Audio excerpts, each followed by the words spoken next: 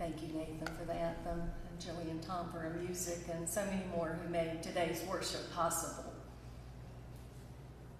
During my very first year in seminary, a friend gave me a little volume. It was entitled The Pastor's Unauthorized Instruction Book. And every page had a little piece of advice for the pastor. As I first flipped through, I saw a page with this advice: learn how to give a good Mother's Day sermon. The past few weeks, I examined closely different calendars that listed all the holidays up to this point in May. We begin in May, of course, with May Day, and we end with Memorial Day. We go from Cinco de Mayo to Pentecost. In between, there is Star Wars Day. And what's the greeting you said on that day? And also with you. Yeah, there's Batman Day, and there's International Harry Potter Day. There are lots of observances that honor professions, like Firefighters Day and Nurses Day and Teachers Day. Yesterday was National Dog Moms Day. And Bobby, I didn't see it, but every calendar should have had your birthday on it. Now, thanks to the greeting card industry and the florist and even Congress, our days abound with holidays. On the calendars, if you look closely, there is Learn to Ride a Bike Day. There's Golf Day. There's Public Radio Day. There's Play Your Ukulele Day. There's a Lumpy Rug Day. Oh, and there's a Chocolate Custard Day. Yum. And a National Coconut Cream Pie Day. Yum. And a National Give Someone a Cupcake Day. Yum. And then there's an International No Diet Day. Hundreds of holidays just in May. And for me this morning, not a single one of them, no matter how obscure it is, not one of them would be a more difficult day on which to preach than Mother's Day. Now, I know what some of you are thinking. Well, preacher, you must be kidding. It's Mother's Day. Why would preaching a sermon about Mother's Day be difficult? It should be easy. Just tell some sweet stories, right? Maybe read a poem about the perfect mother. You know, the mother who says all the motherly things. Put on a coat, you'll catch a cold. Don't throw that, you'll poke out an eye. Wear clean underwear, because you might be in an accident. So it should be simple today to preach on the virtues of the perfect mother, right? Well, once upon a time, I thought so too. The first day that was Mother's Day that I remember was also the first time I remember my daddy giving me flowers. He had hidden the small white cardboard boxes in the back of the refrigerator so that my mom and I would not see them before Sunday morning. But early on that day, he beamed as he handed me that little box, and in it there was a small white box, but a small red corsage. It was a carnation, and he pinned it on me. And later in life, I learned that Anna Jarvis started Mother's Day, and its connection to carnations came because she sent 500 white carnations to her late mother's church. She wanted mothers to be honored. Now, maybe you've read this week later on, she fought against Mother's Day when it became commercialized. That's another sermon. But at that childhood service, I didn't know why my grandmother, Ma Marie's flower, was white and mine was red, and some other folks were pink, carnations or roses from their garden. So I asked my Ma Marie, and she explained that the people who wore pink or red carnations, that meant that their mothers were still living, and if you wore a white carnation, your mother was already in heaven, she told me. I don't remember the sermon's topic that day, but from many other Mother's Day sermons I've heard since then, I would not be surprised if that sermon lauded the attributes of perfect mothers. that Mother's Day from my childhood was a Mother's Day to remember. But a sermon about perfect mothers, that's not a sermon I can preach today. That's not the good news that I bring you this morning. For what about the mothers who are not perfect? What about the mothers who lost their patience this morning and who yelled at their children? What about the mothers who this week taught their child to judge another child because of that little one's skin color? What about the mother who won't allow her daughter to go play with her best friend at their home because that child has two mothers? What of the mothers struggling to meet the basic needs of their children today? Mothers who are physically or emotionally ill, mothers who are depressed this morning. What about mothers who threw their teenager out of the house this week because that teen finally had the courage to speak about who they loved? What about the mother addicted to cocaine whose newborn baby is addicted to? What about the mothers in the courtroom tomorrow convicted of abusing their children? And what of the mothers in the world today who have murdered their own children? Where's the good news about Mother's Day for them? I can't preach about perfect mothers this morning. The truth is, and I say this with my own daughter sitting here, there are no perfect mothers. And I would proclaim that this morning even if my own mother and my grandmothers were seated on the front pew. Now I would say and could say wonderful things about them, but I know they would agree with me that there are no perfect mothers or fathers or grandparents or humans. And the good news here in the Bible gives us permission to acknowledge that this morning. It's okay to admit we're human. It's okay to know that we make mistakes. We're fragile in our love for one another. But it's Mother's Day, and we still need a sermon, don't we? Oh, I can see that some of you have another idea. Some of you are thinking that, okay, well, maybe I can't really preach about the perfect mother, but what about a sermon on the gift of motherhood? About how wonderful it is to be a mother. Surely I could preach about that this morning, right? I remember a Mother's Day when I was in my early 30s. And that morning, I drove my car into the parking space at our church in Asheville. I hopped out of my side of the car and I went around to Jessica's side. She was a toddler then and strapped into her car seat.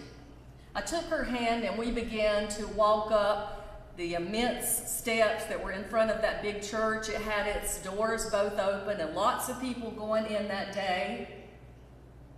But halfway up the steps to the open doors, I stopped.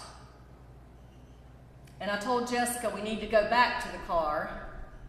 I buckled her back into her seat, and I backed out of the space, and I headed not to home, but in the opposite direction on the interstate. You see, that was my first Mother's Day after my little boy Christopher died when he was 6. And I knew on those stairs that I could not be in that church that day. So instead, I drove and drove until I saw a sign for Dollywood.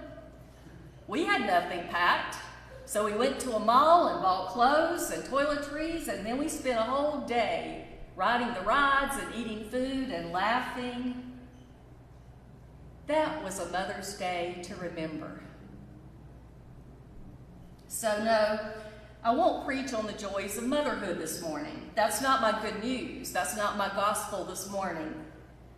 Because what about the women filled with grace and love who make such a wonderful difference in our world, but they've chosen not to have children?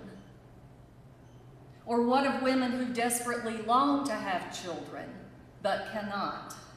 What of women who choose to have children and then something happens during their pregnancy?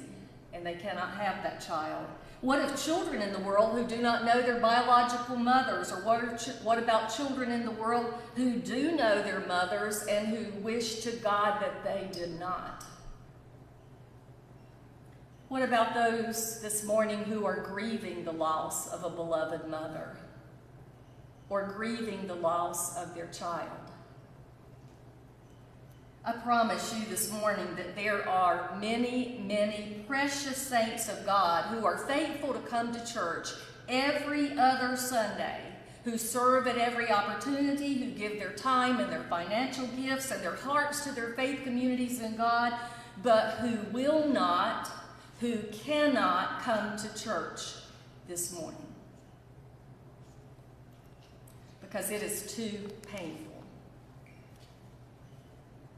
About 6 weeks ago, I sat with Pastor Nathan in a meeting, and we were planning some events ahead and discussing how I might could help.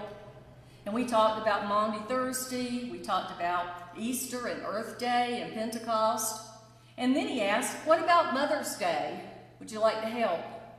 And I immediately shut that down. I said, oh, I will not be here on Mother's Day. So, why am I here today? I didn't plan to be here in this church or in any church on Mother's Day. So why am I here today, and why on earth am I preaching? I remember a Mother's Day when I saw my mother crying. Not long before, I'd sat beside her hospital bed while she confessed to me that she had just had surgery to end a pregnancy. Despite all of her precautions, somehow she was pregnant with an ectopic pregnancy that her doctor had explained would likely kill her without that surgery. After that conversation in the hospital, she did not speak about that for over 40 years. For the rest of her extraordinary life, my mother struggled with guilt and shame. That Mother's Day, I saw my mama crying. Now that was a Mother's Day to remember. On the day in June 2022, when the Supreme Court ruled that federal law would no longer ensure that women had full control over their own bodies, I took supper to my then 86-year-old mama.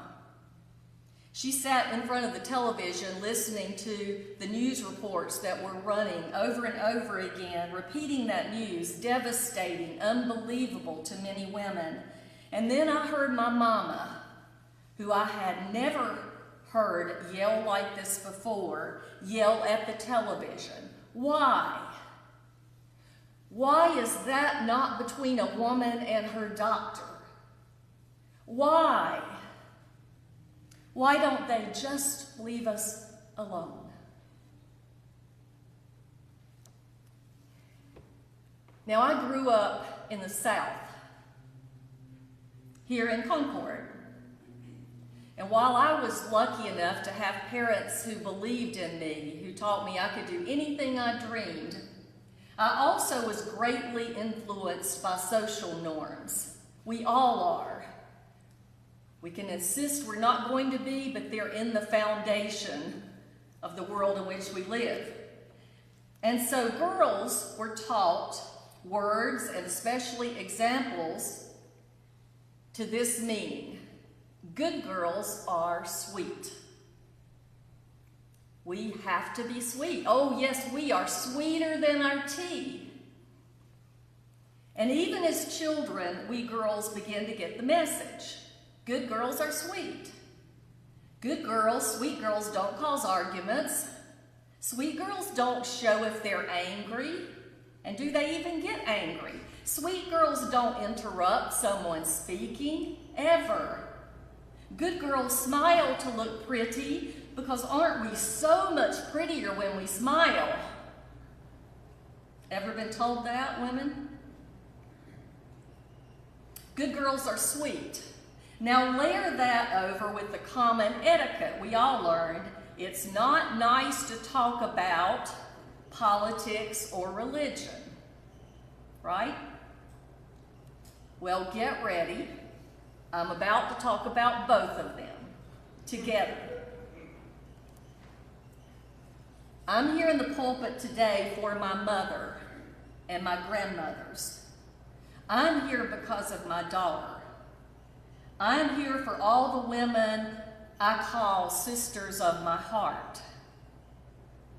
I'm here because of all the women and girls to whom I say, you're my other daughters. If ever you need a mom, I'm here for you. I'm here because of all the women I love here at Trinity and beyond, and because of the women and men who love them. I'm also up here this morning because I love men.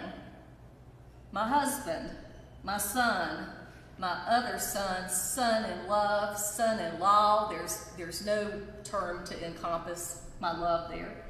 I love my daddy and my brother and my uncles. I love Pastor Nathan. I love all of you men today whom I hold dear, so dear, and many others I love who aren't here this morning. And while I love you all, I loathe the oppressive system of patriarchy that grants you more power and rights than I and all the women here have. I am here today preaching because in our nation, after centuries of struggling for them, women still do not have equal rights. At our Mother's Day tea downstairs, you're going to see a timeline of those struggles for women's freedom and equality and how difficult it was to gain, inch by inch, those rights. I'm here today because according to UN data, 1 in every 3 women has experienced violence. Many of you have seen social media references this week, the last few weeks, to the results when women were asked, if you're in the woods alone, would you rather meet a bear or a man you don't know? Guess who most women chose? The bear. And among all their reasons, a few of them were, well, if I'm attacked by a bear, people will believe me. If I'm attacked by a bear, nobody will judge what I'm wearing or what I've been drinking. And some women said, some things are worse than death. I'm preaching today because almost 89,000 women and girls were intentionally killed worldwide in 2022. 89,000. I'm here today because since Roe fell, Mother's Day is even more difficult for women. For we are acutely aware that our control over our bodies and thus over our futures has been taken from us. And across the world, the fate of women and girls in some places is far, far worse. Well, good girls are sweet, though. And sweet girls use their inside voices, and sweet girls obey the rules. And in church, sweet girls listen to and obey the preacher and God, both of whom were always named He when I was a child. Sweet girls are quiet. Losing our rights usually mean that first, we are silenced.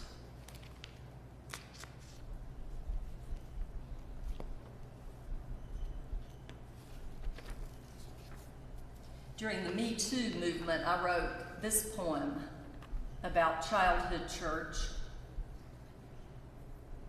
I'll just read a part of it. Once upon a time, he kissed me. Hold my hand, he said. Sit here on my lap, he said. Smile for my camera, he said. A photo for your parents, he said. Once upon a time, the father of my friend, father to my father's church, Holy Father, robed in ecclesiastical power, lifting prayers to God the Father, kissed me on my 11-year-old mouth. Once upon a time, for the first time, not the last time, I heard myself silently scream. But nobody heard us, for we suffocated under the archetypal roar, boys will be boys. Silenced. When God first placed a call on my life to ministry, I was seeking. I knew I was called to something, but it took a wonderful male pastor at my church to ask me, Cathy, did you ever think that maybe God is calling you to preach? And no, I had not thought that, because I had never seen and never heard a woman preaching. And by the way, in many pulpits this morning, I still would not be allowed in this spot. Why am I here today? I'm here to say, and it breaks my heart to say this, that beyond all the societal and political contributors to patriarchy and to its devastating effects for women and girls, Christianity and other religions have done more to oppress and endanger women than any other force in history. Scripture has been weaponized against women and girls.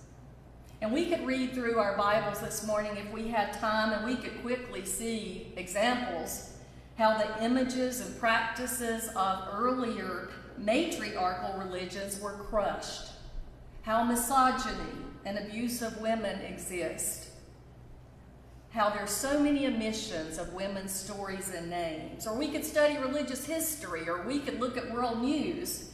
We could cite countless examples of how scriptures are used to harm women. Let's just stick with one example, though, today, the one I believe is the most critical, the one that I've researched the most. From 2 decades of extensive research, I believe that patriarchy survives and even thrives when our only image of God is male, when we pray only to Father and never to Mother or Holy Parent. And I've researched this for so long, and I have so many stories I could tell you, but I'll share just one. In my first divinity school internship, I was teaching a group of middle school students. And our literature was following the lectionary, and that week's scripture featured the creation stories. So I started by asking those young folks what they knew about the stories. And one student spoke up, and they shared a description of Genesis 2, in which God breathes into dust to create a man, and then referred, that student did, to verse 22 and 23's account, where God causes a deep sleep over Adam and takes out a rib and makes a woman. And that student happened to have their Bible there, and the King James Version read like this: "And Adam said, This is now bone of my bones and flesh of my flesh. She shall be called woman, because she was taken out of man." I thought, this class is getting ready to be interesting. This is not exactly the way I thought it would go. But I asked the students, what do you think about that creation story? And a girl said quickly, well, it means that boys are better than girls. And that's not what I expected any student to say, but before I could respond to that, one of the guys said, yes, because girls couldn't be made without us. Yeah, another girl chimed in, of course you're better, because God is a boy. It took a very, very long time for me to understand the relationships between language and gender and power, and even longer to recognize religion's role in patriarchy. I grew up in a family where I was in church every single week as a child, and I loved it. and I still love church. I give thanks for Duke Divinity School, where the policy was first introduced to me in my life to use inclusive language and imagery for God.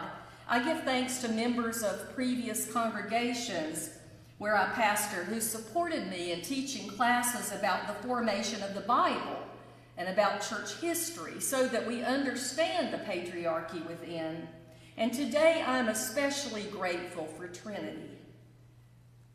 Some of you know this, but when Ken and I were seeking a church family, I was specifically seeking a church where the denomination was open and affirming to all persons, but also, and this is much more difficult to find, where the language for God in word and in music was inclusive. And I came in that day and saw the sermon and flipped through the UCC hymn book, and I thought, I never want to leave. For to me, if God is only male, then women will never be equal. Nor will people who identify as non-binary ever be equal. And by the way, if God is only imaged as white, then people of color will never be equal. And I could go on and on. But we all are birthed in God's image. Look around right now. See if everybody here is just like you. So if we all are created in God's image, then God is beautifully diverse. And we get a glimpse of that in another Genesis creation story that I didn't get to that day before the students wrecked my lesson. And that's in Genesis 1, of course, verse 26, where it says, Then God said, Let us make humankind in our image, to be like us. Let them be stewards of the fish of the sea, the birds of the air, the cattle, the wild animals, and everything that crawls on the ground. Humankind was created as God's reflection in the divine image of God. In the divine image, God created them, female and male. God made them. So, God's pronoun is they. Or if I pray to God, I like to say y'all. We can find other references to a gendered spectrum of God in our Bibles. We can look at Isaiah and the descriptions of God as mother. Our modern translations often lose the feminine language for wisdom, for the spirit. The best news for girls and women in this whole Bible is, of course, Jesus. Because look at the words and actions of Jesus, who told Mary, the first preacher, to go and tell about the resurrection, who called women into leadership roles, who always treated women with acceptance and respect far outside of that culture's norms, who challenges us and calls us to ensure equality and justice and care for all persons, regardless of gender identity, regardless of who we love. And when the world tries to silence us, Jesus says, go and tell. When my mama knew she had cancer, and we were visiting one morning last year, she brought up that ectopic pregnancy from so long ago. So long she had kept silent about it, but she still was angry about the Supreme Court's Dobbs decision. And she said to me, my doctor said I had no choice. And I said to her, Mama, I think it might really help some other people if you could share your story. Sweet Southern lady, Christian, Sunday school teacher, so much more. She was quiet for a moment, my sweet Southern mama, because she had taught to be sweet and silent too. And then she said, well, I'll try, but even if I can't, it's okay if you do. So today on this Mother's Day, well, I think I'm still sweet most of the time. I will admit that for a long time now, I have not kept silent. But today I want to say to you that sweet girls do speak out. And here's my sermon for today. The rest of that was just building up to this. I am a Christian. I love God and my neighbor as much as I can with all my heart, with all that I am. I'm an ordained minister who spent over 25 years in the ministry and then added this wonderful opportunity to preach and share with you. I am a mother, the mother of Christopher, a child who was differently abled, a mother of Jessica, and I am pro-choice. Sweet girls and women do speak out. Sweet boys and men can too. And this morning, I'm here to urge you to speak out for the rights of women, for health care to all women. Teach your girls to speak out with every possible ounce of self-confidence they lose it much too soon. Teach your boys to listen and share and care. Teach your teens about consent and respect. And in honor of my mama today, and out of love for all of you here and beyond, I'm here to encourage you to speak out specifically for women's rights. Votes for Women is not just a slogan that I'm wearing for suffragettes, but our voices, people of faith's voices about this issue of pro-choice, we've not been the loudest ones. For the world to hear, it's most urgent now that people of faith do speak out for women, that we dare to talk about religion and politics, that with courage we say what we believe. I'm challenging you also to vote in every election. And when you vote in every election, study the candidates' views on women's privacy and women's health care, and specifically notice if they are pro-choice. And by the way, politicians and parties only care about this issue when it gives them more power and more votes. Look at Arkansas. Let us leave this world a better place for all persons, and my hope is with your voices and your votes. I do have one more bit of good news in this sermon, that today some of us are grieving the loss of persons in our family and remembering them. And when we look around, what I see is family, that we are family. We are each other's mothers and fathers and sisters and brothers. And you are loved, and I am loved. We were birthed by pure love, created by love, Romans 8 told us. And Romans 8 also said that we have all these wonderful gifts inside of us, inherited from a God in whose image we were created. There are going to be some birth pangs, aren't there? But we each are creators, mothers who can deliver love to the world. We are family. I sort of want to sing that this morning. We are family. I got all my sisters with me, right? A Mother's Day to remember.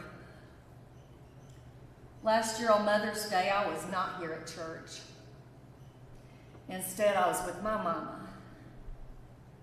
I didn't know that she would be with me only 2 weeks more. She was already being served by hospice, but I did know it was my last Mother's Day to be with her. So I went to her house instead of church, and I took her breakfast, and I helped her eat. And I asked her if she would like for me to bathe her with a gentle warm cloth, and she said yes. And I did, and I brushed her hair, and she said, "That feels so good." And I held her hand, and I told her how much I loved her. That was a Mother's Day for which I will always be thankful. A Mother's Day I will always remember. I pray that you'll make not just today, but every day, a day to remember because you shared love. Let it be so.